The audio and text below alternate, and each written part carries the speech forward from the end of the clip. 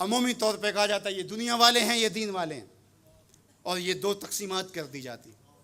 یہ تقسیمات ہمارا دین ہمیں نہیں سکھاتا ہے. دونوں پلڑے برابر رکھو، دنیا بھی اور دین بھی. اصل دنیا کیا ہے؟ ملا رومی بولے چیز دنیا از خدا غافل بدن. دنیا ہے کیا؟ خدا سے غافل ہونے کا نام دنیا ہے.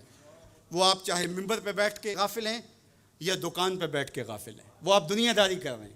یہاں مقصد لوگوں کے دل اپنی طرف موڑنا، لوگوں کی جیبیں ڈھیلی کرنا، لوگوں میں اپنے آپ کو محبوب اور اپنے آپ کو جو ہے وہ لوگوں کا مقصود بنانا، اپنے بت کو تراشتے رہنا کہ لوگ پوجا پاٹ کرتے رہیں. یہ ممبر پہ دکانداری ہو رہی ہے.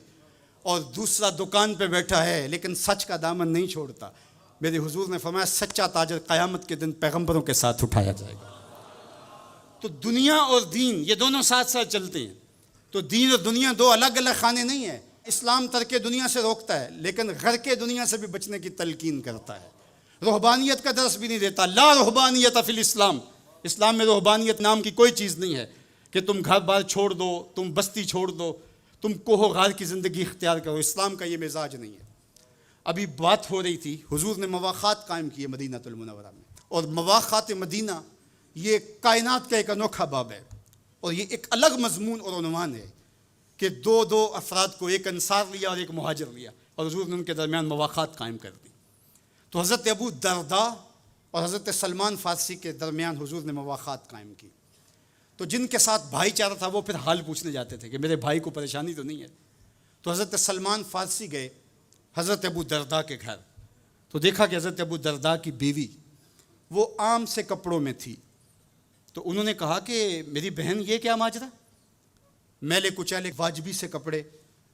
تو کہا کہ تمہارے بھائی کو دنیا کے ساتھ کوئی رغبت نہیں ہے، عورت آراستہ ہو.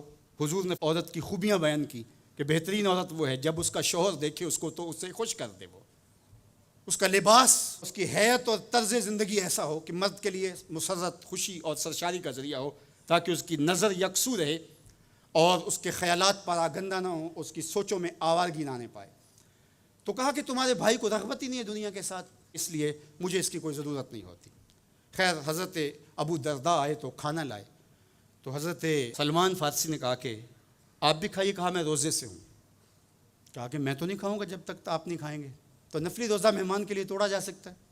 تو انہوں نے روزہ افطار کر لیا، ساتھ بیٹھ کے کھانا کھایا. رات پڑی، سونے لگے. تو حضرت ابو درداء مصلی بچھا لیا. حضرت سلمان فارسی نے کہا کہ جناب آپ کو میرے ساتھ سونا پڑے گا. اللہ اکبر. یار وہ صوفی حضور کی تربیت کے پالے ہوئے تھے. آج تو پھر فتویٰ متوجہ ہو جاتا نا کہ اس نے مجھے نماز سے روکا ہے، یہ دارا اسلام سے خارج ہے. تو آپ نے کہا ٹھیک ہے، مہمان ہو، مہمان نوازی کا یہ بھی ایک ڈش ہے نا، چلو میں سو جاتا ہوں. سحری ہوئی تو سلمان فارسی اٹھے اور ان کو اٹھایا، بیدار کیا. تہجد پڑھی دونوں نے. اور پھر حضرت سلمان فارسی نے کہا کہ تمہارا میں نے عمل دیکھا، تمہاری بیوی کے کپڑے میلے کچیلے تھے، تم نے روزہ رکھا ہوا تھا اور رات تم قیام کرتے ہو. تو کہا کہ تمہارے نفس کا بھی تمہارے اوپر حق ہے، تمہارے اہل خانہ کا بھی تمہارے اوپر حق ہے، اور تمہارے رب کا بھی تمہارے اوپر حق ہے، اور تمہارے مہمان کا بھی تمہارے اوپر حق ہے، اور ہر ذی حق کا حق تمہیں ادا کرنا ہوگا. اور یہ بات چھڑی اور پھر دونوں چلتے ہوئے حضور کے پاس آ گئے. خوشا وہ وقت کے فیض عام تھا ان کا، خوشا وہ وقت کے بطحہ مقام تھا ان کا. کیسے وہ لمحے تھے، آج تو کوئی ملتا ہی نہیں ہے. درد ہو تو سنائیں کس کو، زخم ہو تو دکھائیں کس کو، دکھڑے ہوں کس کی دہلیز پہ رکھیں، کس کے کندھے پہ سر رکھ کے روئیں، کوئی رہا ہی نہیں ہے. تو وہ اٹھے اور حضور کے پاس آئے، اور حضرت سلمان نے اپنی کہانی سنائی اور ابو درداء نے اپنی بات کہی. تو میرے حضور نے کیا کہا سنو.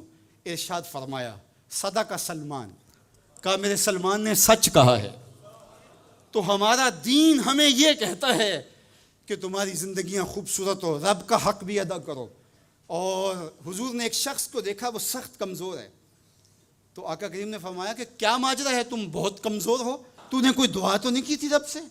کہا جی حضور میں نے اللہ سے دعا کی تھی. کیا دعا مانگی؟ کہا میں نے اللہ سے کہا مالک جو بھی تکلیفیں ہیں، مصیبتیں ہیں، وہ آخرت کے حصے کی بھی دنیا پہ بھیج دے تاکہ یہیں فارغ ہو کے جاؤں، آخرت میری صاف ہو جائے. تو بڑے دکھڑے ہیں، بڑے غم ہیں، بڑی اذیتیں ہیں، بڑی بیماریاں ہیں جس نے مجھے کمزور کر دیا. تو بظاہر بڑی اچھی بھلی بات تھی. کہ سارے دکھڑے دنیا پہ لے لی، آخرت صاف کر لی. لیکن میرے حضور نے کیا ارشاد فرمایا؟ فرمایا تم نے یہ کیوں کہا کہ آخرت کے دکھ بھی دنیا پہ مل جائیں؟ تم نے یہ کیوں نہیں کہا ربنا آتنا فی الدنیا حسنۃ وفی الآخرۃ حسنہ، اللہ دنیا میں بہتریاں دے دے، آخرت میں بھی بہتریاں. وَكَذَلِكَ جَعَلْنَاكُمْ أُمَّةً وَسَطًا، جب تک ترازو پورا نہیں رکھو گے، جب تک دونوں پلڑے برابر نہیں ہوں گے، تم آگے کبھی نہیں بڑھ سکو گے.